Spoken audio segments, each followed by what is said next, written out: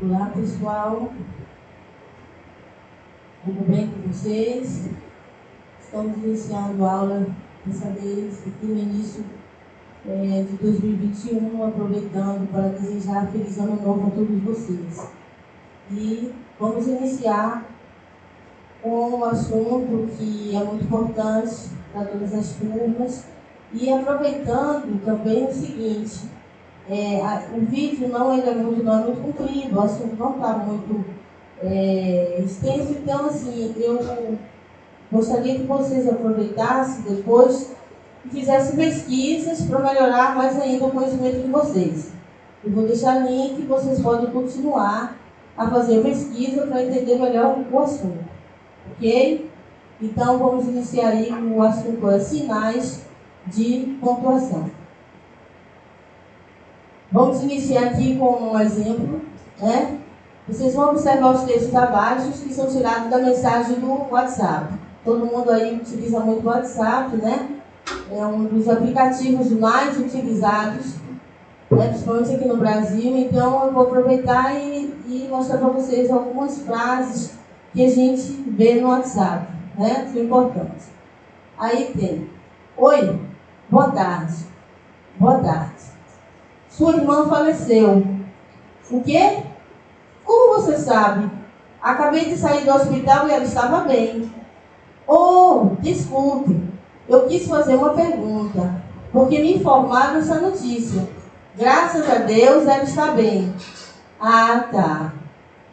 Bom, gente, aí vocês imaginam que no WhatsApp é um local onde a gente tem que ficar mensagens, as pessoas com a rapidez, com aquela coisa de ser rápido, né, na mensagem, e acaba esquecendo de algo, principalmente as pontuações. E aí vocês vão perceber que a falta da pontuação sempre dá um probleminha, se não tiver. Então, no caso aí dessa mensagem que eu no WhatsApp, a falta de interrogação na frase, sua irmã Maria faleceu, tornou-se ambígua. Que ambígua? É a frase com duplo sentido. A gente, nesse caso aqui, ela colocou sua irmã faleceu. A gente não sabe se era uma afirmação ou se era uma pergunta. No caso, a pessoa que ela estava conversando, que na mensagem, que viu essa frase aqui, teve a impressão de que ela estava afirmando que a irmã dela que tinha falecido, né, no caso. Então, ela ficou surpresa e escreveu o quê? Como você sabe? Acabei de sair do hospital e ela estava bem. E aí veio, né, a resposta da outra pessoa que pediu desculpas e disse que ela tinha, né, fez uma pergunta, né, e não uma afirmação. Então, o que é que a gente nota que faltou aqui? Obviamente, se era uma pergunta, faltou a pontuação, que é a interrogação. Certo? Então, eu coloquei isso no início para vocês perceberem que a falta da pontuação pode dar algum problema. No caso aqui, né? Pode acontecer coisas até piores, né? E as pessoas não entenderem. Então é muito importante a pontuação. Vamos ver outro aqui. Já estou com o veículo oficial. Levarei Maria? Já estou com o veículo oficial. Levarei Maria. Então, nesse caso aí, eu li sem entonação. Então, a gente vai ver a importância da entonação que a pontuação dá, certo? Para você ver a diferença. Nessa primeira frase, nós encontramos aqui uma vírgula, depois levarei, não é isso? E depois Maria com a interrogação. Então, como é que a gente vai fazer a leitura dessa parte aqui? Então, vamos ver. Já estou com o veículo oficial. Levarei Maria. Será que é isso? Será que é assim? Já estou com o veículo oficial. Levarei Maria? Certo? Então vamos ver novamente. O correto seria o primeiro. Já estou com o veículo oficial. Levarei Maria. Certo? Levarei Maria. Já estou com o veículo oficial. Levarei Maria? Então, Na primeira frase, está claro que a mensagem é direcionada a Maria. Eu estou fazendo uma pergunta a Maria, ok? Certo? Na segunda frase, o sentido muda completamente. O termo Maria não é vocativo, certo? Vocativo é quando a gente faz uma invocação, a gente coloca uma entonação maior. E sim, complemento do verbo. Eu estou complementando o verbo aqui, ó. Vamos ver. Levarei, Maria. Levarei, obviamente, é o verbo, né? E Maria, substantivo. Pronto. Então, assim, é o complemento do verbo, complemento Maria, complemento do verbo levarei. Então, vamos ver. O autor da mensagem levará Maria a algum lugar com o veículo oficial. Então, a segunda frase, a gente vê que vai levar Maria a algum lugar, certo? E no primeiro, a gente está fazendo a pergunta, na realidade, para Maria. Levarei, Maria. Certo? Então, a entonação, isso aí você percebe que a diferença da entonação. Então, no caso aqui, a gente utilizou a vírgula, certo? Que é importante, mas aqui embaixo não, porque eu já estou formando, é uma locução, é um complemento do verbo, e aí a gente está fazendo diretamente, certo? Levarei Maria, eu vou levar Maria, certo? Então, levarei Maria, e o de cá, levarei Maria, né? Levarei Maria, pronto. Então, vamos dar continuidade aqui. Os sinais de pontuação e sinais gráficos auxiliares da escrita são usados na linguagem escrita e servem para representar pausas, destaques, entonações e transmissão de sentimento e intenções existentes na linguagem oral, marcando o ritmo de texto. Então vamos ver. Representar pausas. São paradas que a gente utiliza as vírgulas para isso. Já imaginou se a gente não desse pausa? E se você falasse tudo rapidinho, será que ia ser entendido a sua linguagem, a sua fala, a sua escrita? Não, não é? Então, a pontuação, ela representa pausas, destaques, a gente vai destacar algo que nós estamos falando, ok? Entonações, que foi o exemplo que eu dei anteriormente. No caso, a falta da interrogação, a gente dá para entender de uma outra forma. Então, isso vai à entonação da frase. E transmissão de sentimentos e intenções existentes. A gente transmite também sentimentos e a gente precisa da pontuação para você entender que tipo de sentimento é aquele. Intenções existentes na linguagem oral, que intenção está na linguagem, marcando o ritmo de um texto. Também serve para conferir a linguagem escrita com uma maior clareza, para que você possa entender melhor. Uma coesão, lembra que eu já dei aula sobre coesão e coerência? Então a gente precisa da pontuação para ter clareza, ter coesão, coerência, certo? De forma a esclarecer sentidos ambíguos, quer dizer, duplo sentido, para que você não possa entender de forma errada o que eu estou te dizendo, o que estou te escrevendo, certo? E promover a fácil leitura e compreensão do texto. Então é necessário que se utilize a pontuação gráfica para isso, ok? Vamos primeiro ver aqui sobre o ponto final.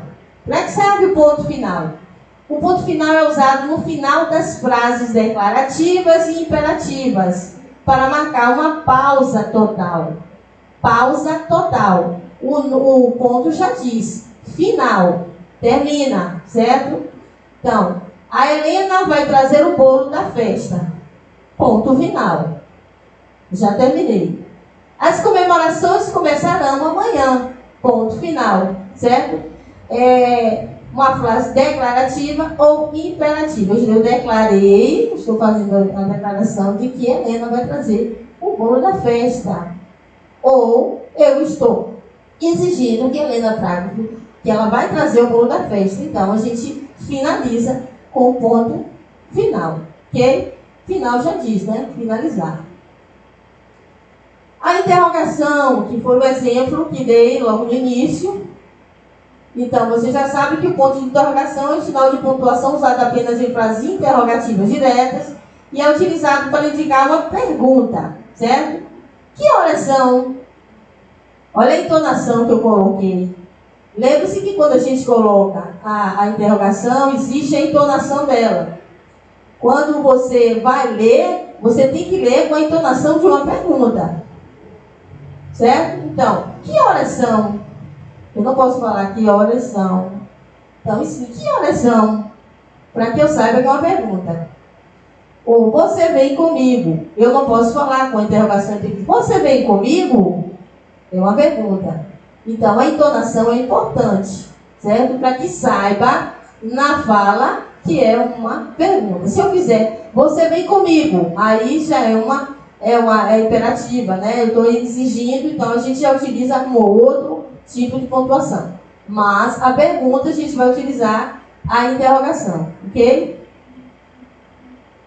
Aí vem o ponto de exclamação, que muda também. O ponto de exclamação é usado em frases exclamativas para indicar admiração, alegria, raiva.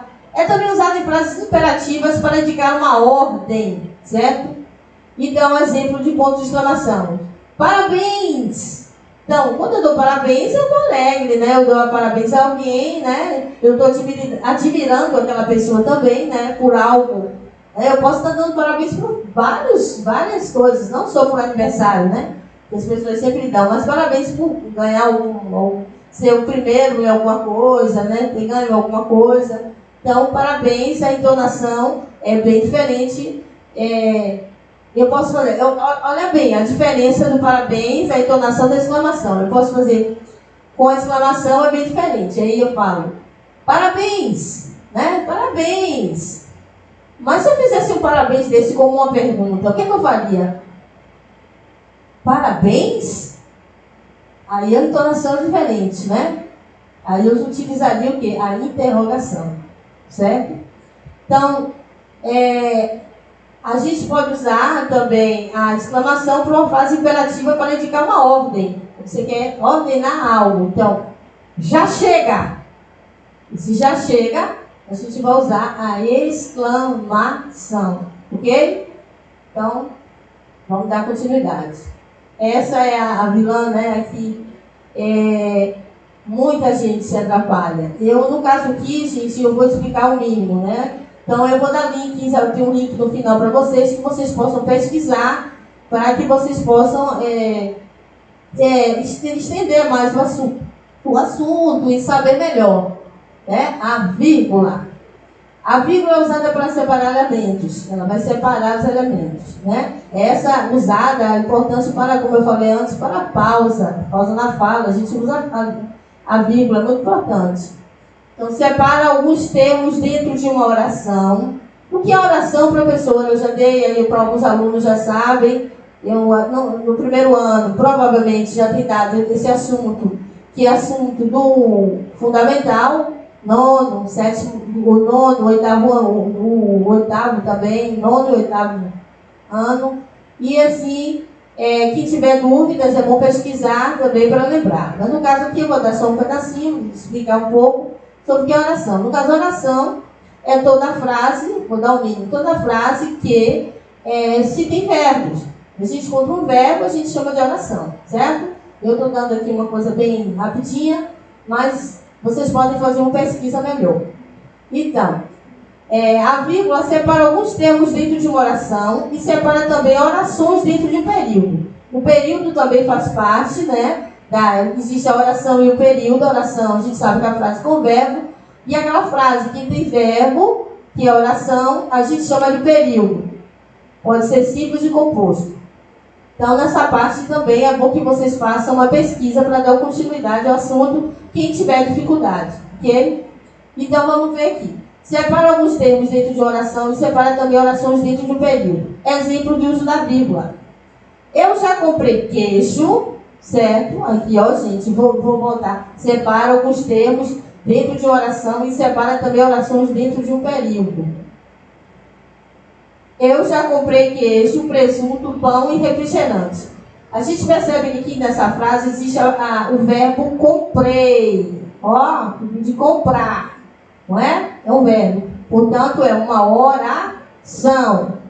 Então, dentro da oração, a gente pode encontrar a vírgula que separa, ela faz a separação de enumerações, praticamente, de algo que a gente vai enumerando, né? No caso, queijo, presunto, pão e refrigerante. Já no final a gente não vai utilizar, né? Porque aí é uma conjunção que a gente já coloca no final, que é o i. Então, eu já comprei queijo, vírgula, presunto, vírgula, pão e refrigerante. Então, a gente decora os termos dentro da oração. Um termo, outro termo e outro termo. Okay? Queijo, presunto e pão. Então, é obrigatório você colocar a separação dessas palavras assim, com a vírgula. Porque já ajuda também na fala, certo? A entonação também. Vocês precisam falar devagar, a vírgula ajuda também isso para a compreensão da frase. Se seu pai chegar cedo, iremos ao shopping jantar. Olha aí que eu vou aproveitar aqui e mostrar o que é o período. Você já viu que a oração, no caso, é a frase que tem um verbo, né? Comprei aqui, comprar. E aqui nós temos duas, né? Se seu pai chegar cedo, uma oração, chegar, verbo, certo? Iremos ao shopping jantar. Iremos, outro verbo. Então, uma oração, duas orações, certo? E aí nós chamamos de período. No caso, um período, outro período. Que aí se torna no composto, mas isso a gente dá em outra aula, certo? Vamos aqui tratar-se da vírgula. Se seu pai chegar cedo, vírgula, eu separei para o período, do outro período. Se seu pai chegar cedo, vírgula, iremos ao shopping jantar. Ok? Vocês podem, no link que eu vou dar novamente, vou repetir, vocês vão dar sequência, o assunto vírgula em outros, para pesquisar na internet, certo? Sites que eu estou dando, link, é muito importante que vocês pesquisem isso para poder se atualizar mais ainda. Mesmo porque vocês vão fazer atividades e também tem prova depois, que vocês vão fazer prova não. Vocês vão fazer atividade depois disso aí, certo? Ponto e vírgula. O ponto e vírgula é usado para indicar uma pausa no período frase. Que é frase, professor? É frase, no período da frase. Ok? Que ainda não acabou. Sendo usado principalmente em itens enumerados. Olha, aqui eu falei antes de enumerados, né? Orações extensas. Você sabe o que é orações extensas? Quer dizer grande, né? Conjunções adversativas, né? Conjunções, gente, quem tem dificuldade, volta a lembrar, que já estudaram, para relembrar o que é conjunção. E as adversativas, e, nem, mas, porém, contudo, portanto, todavia. E orações sintéticas, são as orações que vêm com conjunções, certo?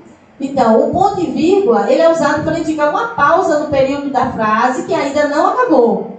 A frase ainda não acabou. Então, sendo usada principalmente nesses itens aí. Orações extensas, conjunções adversativas e orações sintéticas. Por exemplo, as imposições feitas pelos trabalhadores foram direito a pelo menos uma folga semanal. Olha, uma oração extensa, não é? Então, aí a gente vai separá-las com ponto e vírgula. Direito a 2 horas para almoço, direito à formação anual. Direito a pelo menos uma folga semanal, ponto e vírgula. Direito a 2 horas para almoço, ponto e vírgula. Direito à formação anual. Ponto final, né? Já foi dito antes aqui, terminou a frase, ponto final. Sempre te defendi e te apoiei, ponto e vírgula. Não esperava, portanto, que tu me enganasses dessa forma. O i aqui, a gente percebe que ele é o quê? O que eu falou aqui agora, orações, conjunções adversativas e orações sintéticas. Que orações sintéticas são as orações que vêm com conjunções. É o i aqui. Sempre te defendi e te apoiei. O i, esse i, no caso é o e aqui, né? O i é uma conjunção, certo? E aí a gente chama de a oração sindética, porque a oração didética é aquela que tem conjunção. Então, sempre te defendi e te apoiei. Aí você vai colocar um ponto e vírgula, certo? Não esperava, portanto, que tu me enganasses dessa forma. Eu vou aproveitar aqui essa frase para dar uma forma assim, um pouco mais fácil para entender um pouco, no caso aqui, a vírgula. A vírgula que eu falei antes. Para fazer um teste. Talvez vocês entendam, talvez não, mas qualquer coisa vocês me perguntam depois. Então vamos ver aqui.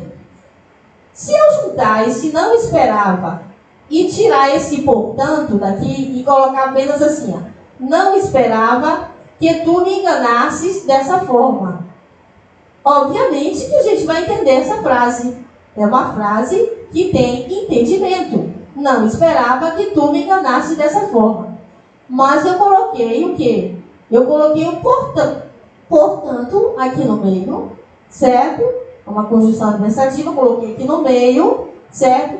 E quando eu coloco algo no meio, para incluir, né? Gente, eu estou dando aqui um meio um pouquinho mais fácil para você entender. Se eu coloquei... Aí, sair do lugar. Eu coloquei esse portanto aqui. Então, aí, se eu coloquei esse portanto no meio, eu vou colocar entre vírgulas. Está vendo? Então, se essa frase combina naturalmente com essa, sem haver necessidade dessa, quando eu colocar essa, eu vou colocar entre vírgula. Então, por isso que existe uma vírgula aqui e outra aqui. Eu coloquei e acrescentei uma aqui. Eu estou colocando uma coisa mais fácil, prática, até para que vocês possam memorizar isso aqui. Faz o teste. Se a primeira combina com a última, sem a necessidade do meio, é porque aí no meio tem que ter vírgula, certo? Não esperava, portanto, que tu me enganasse dessa forma. Portanto, entre vírgulas. Porque eu poderia falar, não esperava que tu me enganasse dessa forma. Certo? Alguma dúvida, vocês me perguntam depois. Ok? 2 pontos. Os 2 pontos marcam uma pequena suspensão no ritmo de uma frase não concluída. É usada para introduzir uma enumeração, um discurso direto, uma citação, um esclarecimento e um exemplo, entre outros. Olha aqui os 2 pontos já logo aqui, né? A gente, quando vai colocar exemplos de algo, a gente vai colocar os 2 pontos. Então, ele é usado para isso. Exemplos de uso de 2 pontos. Tá? 2 pontos aqui. Para mostrar a enumeração disso. Enumerar é quando você vai falar várias coisas. 1, 2, 3, 4 ou mais coisas. Então, eu vou falar aqui, no caso, aqui 2 coisas. Ó. Então, exemplo de uso de 2 pontos. 2 pontos. Descartes declarou: penso, logo existo. Ok? Penso, logo existo. Ó, penso, uma oração, logo existo, outra oração, a vírgula. Certo? Descartes declarou: 2 pontos. Penso, logo existo. Então, aqui, ó, os 2 pontos marcam uma pequena suspensão no ritmo de uma frase. Uma parada, né? Marca uma pequena parada. Suspensão é uma parada. É usado para introduzir uma enumeração, um discurso direto, uma citação. Então, o que seria isso aqui? A citação de Descartes. Certo? Ele citou isso aqui. Então, quando a gente vai citar algo, fala de alguém, alguma coisa que alguém falou, então a gente utiliza os 2 pontos antes. Então, Descartes falou: 2 pontos. Penso, logo existo. Vamos ver agora o outro. Você precisa comprar. Agora aqui vem a enumeração que eu falei antes. Ó, 1 coisa, 2 coisas, 3 coisas, 4 coisas. Aqui que eu vou comprar. Então eu estou numerando, ó.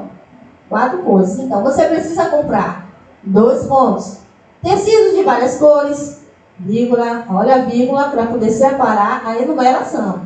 Linha prateada, vírgula, tesoura para tecido e agulha resistente. No final a gente coloca a conjunção, ok? Então, você precisa comprar 2 pontos. Então, depois da numeração, a gente coloca os 2 pontos. Tecidos de várias cores, linha prateada, tesoura para tecidos e agulhas resistentes. Vamos agora para o travessão. Travessão, ele é usado principalmente para introduzir uma fala no discurso direto. Não sei se vocês, hoje em dia muita gente não tem costume, mas na minha época a gente seguia muitas histórias, né, de contos de fadas. Quando não era conto de fadas, eram essas histórias de romance. Vários tipos de livros que a gente lia, e sempre no livro existia uma coisa chamada diálogo, certo? O que é diálogo? É a conversa entre duas ou mais pessoas, certo? Então, o travessão é usado principalmente para introduzir uma fala no discurso direto. Pode ser usado também para separar uma oração intercalada da oração principal. Então, aqui, travessão. Você vem agora, outro travessão, perguntou Paulo. Travessão. Não, apenas saio daqui a meia hora. Travessão. Respondeu Patrícia. Travessão. Ok, eu espero. Vocês perceberam que isso aqui era o quê? Um diálogo entre Paulo e Patrícia. Então, quando há um diálogo, a gente, obviamente, que tem obrigatoriamente que colocar o travessão antes da fala de alguém. Então, antes da fala de Paulo, a gente colocou, você vem agora, e a gente vai ter que colocar também quem está falando. E aí a gente utiliza o travessão. Perguntou Paulo, certo?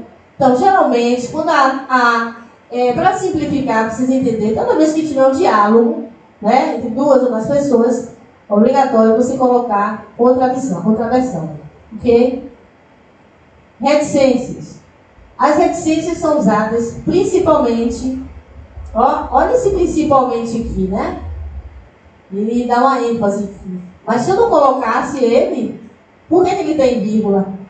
Porque eu poderia não colocar, eu poderia botar. As reticências são usadas para indicar uma suspensão ou interrupção na frase ou na ação. Mas eu coloquei principalmente, e aí eu vou ter que colocar entre vírgulas, ok?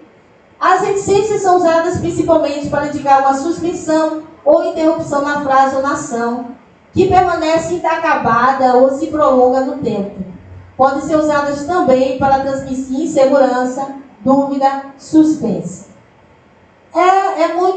Não é tão difícil de entender a reticência, só é vir prestar bem atenção. Então, vamos fazer diversas melhorias nesta casa. Olha 2 pontos aí que vocês já entenderam. Lixar e pintar paredes, trocar canalização, mudar o pavimento, reforçar estruturas, envernizar o corrimão das escadas e uma reticência aqui depois da vírgula. Significa que tem algo a mais. Eu tenho muito mais coisas para fazer a melhoria dessa casa. Tem muito mais. Mas eu não vou colocar todas aqui, né? Não estão descritas todas as coisas. Então, a reticência serve para mostrar que eu ainda tenho muito mais coisas para fazer além dessas aqui. Ok? Então, ela permanece inacabada ou se prolonga no tempo. Certo? Então, ela mostra que indica a suspensão ou interrupção da frase. Certo? Então, eu interrompi aqui, mas isso significa que tem muito mais. Então, a reticência, ela mostra isso. É para ter esse significado. Nada se resolvia e as horas iam passando. Olha, reticência. Iam passando e eu fiquei triste, tarará. Então, isso significa que teria algo mais. Mas eu não falei. Eu não coloquei, então, a reticência. Ela afirma isso aí. Ok? Então, vamos dar continuidade. Parêntese. Os parênteses são usados para introduzir uma informação acessória. Exemplo de uso de parênteses. Os artigos sobre flexão e gênero. Mas aí eu preciso mostrar que gênero é esse. Não é obrigado mostrar, mas para que a pessoa possa saber e conhecer, então eu boto uma informação do que é o gênero. Então eu utilizo o parênteses para colocar essa informação sobre o que é gênero. Então, os artigos sofreram flexão em gênero masculino e feminino, para saber o que é o gênero. E em número, mas o que é número? Singular e plural. E aí eu utilizo o parêntese, ok? Só para a informação daqueles que provavelmente não devam saber, certo? Isso não é necessário que você vá ter que fazer isso sempre, mas é bom para que haja a informação, para que não haja pergunta. Que o gênero, ainda tem masculino e feminino. E o que o número? Singular e plural. Ele insistiu, mas ninguém acreditou que foi considerado o melhor aluno da escola. Eu poderia simplesmente escrever: ele insistiu que foi considerado o melhor aluno da escola. Mas eu queria informar, dar uma informação para que todo mundo soubesse do que aconteceu. Ele insistiu, mas ninguém acreditou, entre parênteses, que foi considerado o melhor aluno da escola. Ok, gente? Então, a gente introduz o parênteses geralmente para dar uma informação. Então, a informação aqui foi, mas ninguém acreditou, e cá masculino e feminino, singular e plural. Hífen. O hífen indica maioritariamente união semântica entre duas palavras. Existem diversas regras para o seu uso. É usado em variadas situações. Substantivos compostos, quem sabe o que é substantivo compostos? Vou aproveitar e pedir para que vocês façam uma pesquisa para relembrar. Palavras formadas por derivação prefixal, prefixo da palavra, eu já expliquei. No caso, supermercado, prefixo, super, né? Super é um prefixo de várias palavras. Locuções, colocação pronominal, divisão silábica, certo? A gente divide as sílabas quando você escreve no caderno e não dá no final do caderno para você escrever a palavra toda. E você escreve um pedaço da palavra, separa ela com o hífenzinho e coloca o restante na outra linha, né? Então, o hífen é usado para isso também. Translineação e encadeamento de vocabulários. Para vocábulos, né? No caso, no dicionário, você encontra muito hífen para dar o significado das palavras. Então, tem um exemplo de uso de hífen. Terça-feira, matéria-prima, bem-humorado, micro-ondas, amo-te, certo? Esse aqui, a colocação pronominal, amo-te, certo? No caso aqui é o pronome do caso oblíquo, certo? Quem lembra quais são os pronomes do caso oblíquo? Tete, contigo, ele, comigo, tete, contigo, ó, alicerce, consigo, nos, conosco, vos, convosco. São os pronomes do caso oblíquo, certo? Então, quando a gente utiliza, a gente vai colocar o hífen, amo-te, certo? Micro-ondas são palavras compostas, a gente vê, né? Micro-ondas. Então, a gente utiliza o hífen, ok? Bom, como eu falei antes, as referências que vocês quiserem utilizar para estudar mais os assuntos, eu deixei aqui no slide, no vídeo. Então, vocês podem anotar e fazer a pesquisa de vocês. Gente, é o seguinte, a atividade minha, eu vou colocar uma atividade, feito um exercício no Word, e esse exercício eu vou colocar no grupo do WhatsApp mesmo de vocês, certo? Só tem um probleminha, eu quero que vocês mandem essa atividade no meu e-mail, porque para mim fica mais fácil, eu vou dar uma corrigida, dar uma lida, e anoto os alunos que fizeram. Eu sei que vai ser muito no meu e-mail, mas eu vou sempre anotando, porque no grupo eu não tenho, eu fico um pouco confusa, não consigo, mesmo que vocês coloquem o nome dos alunos, mas eu vou preferir que vocês façam isso. Ou, eu não sei se desse jeito, infelizmente, com essa pandemia, ninguém pode fazer trabalho em grupo, né? Tá difícil. Então, vocês podem mandar a atividade pelo e-mail. Se eu perceber que não dá no e-mail, a gente conversa aí no grupo e eu vejo aí como é que a gente faz, ok? Um grande abraço a todos vocês, certo? Muito bom. Desculpa aí qualquer coisa, mas eu gostaria que vocês estudassem e entendessem melhor o assunto, ok? Obrigada, até a próxima.